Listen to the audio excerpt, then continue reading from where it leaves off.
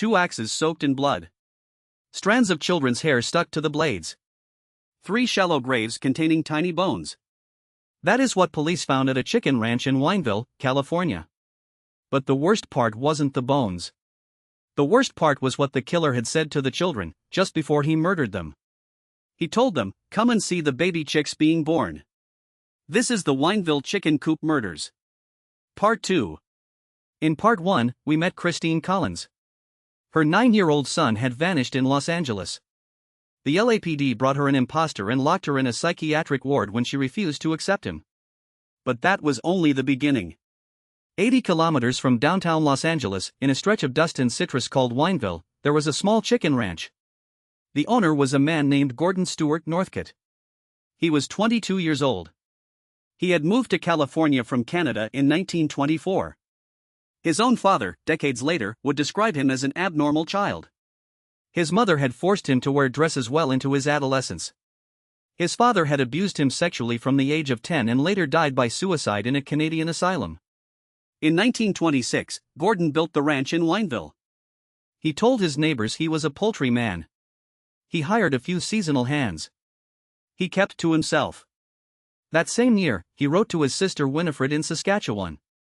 He asked her to send her son out to help him with the ranch. The boy was 13 years old. His name was Sanford Clark. Sanford arrived at the ranch in late 1926. The abuse began the first night. For 2 years, he was a prisoner. He was not allowed to write home unmonitored. He was not allowed to leave the property without his uncle. He worked the chicken coops by day and was beaten and assaulted by night. But that was not the worst of what happened on the ranch. Gordon Northcott began bringing other children there. He picked them up alone, in his car, on dirt roads outside Los Angeles. Some of them he eventually let go.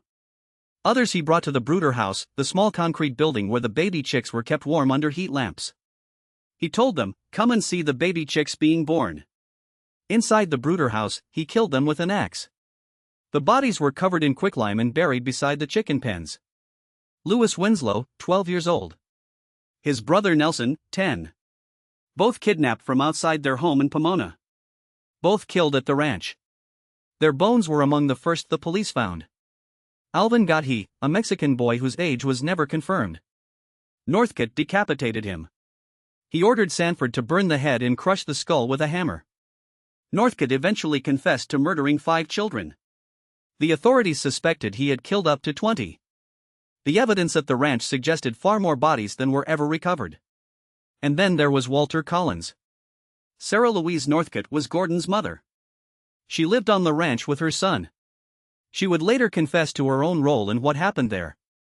She told investigators that Walter Collins had been brought to the ranch sometime after his disappearance. She said, "If each of us strikes the boy, we will all be equally guilty." She said she, her son Gordon, and another woman beat Walter together. She said she gave the final blow.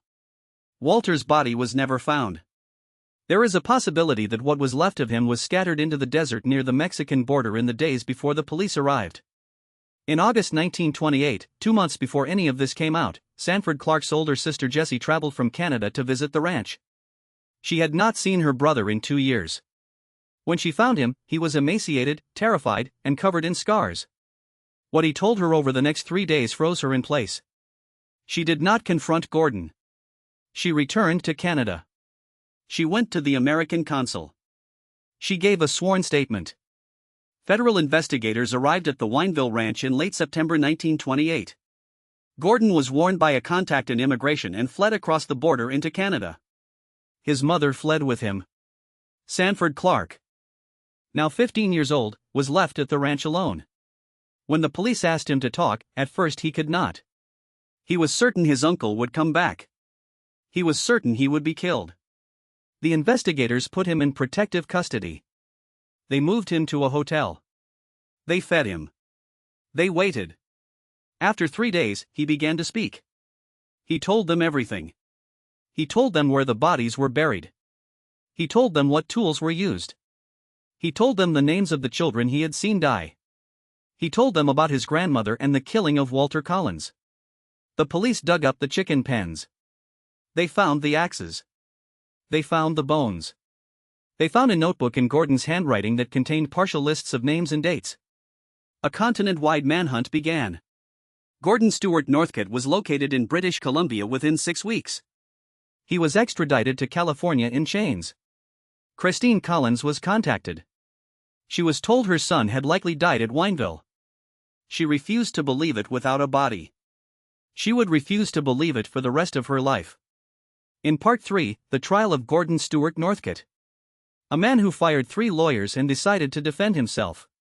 A man who took the witness stand, asked himself questions, and answered them. The execution. The mother who never gave up. And the chicken ranch town that quietly changed its name to make the world forget what had happened there. Subscribe for new true crime stories every week.